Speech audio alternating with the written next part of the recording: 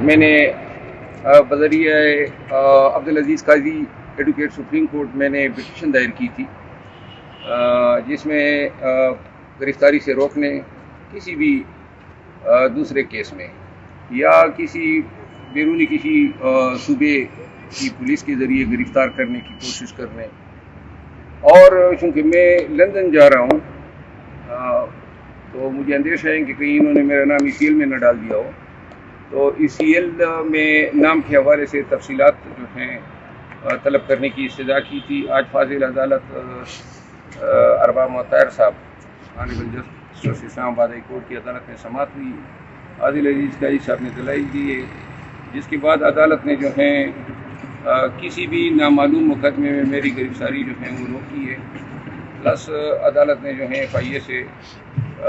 یہ معلومات طلب کی ہیں کہ آیا میرا نام کہیں ECL پہ تو نہیں ہے، ساتھ میں کوئی بھی کسی قسم کی پینڈنگ انکوائری یا نئے FIR کے حوالے سے انفارمیشن جو ہیں وہ بھی طلب کی ہیں، اور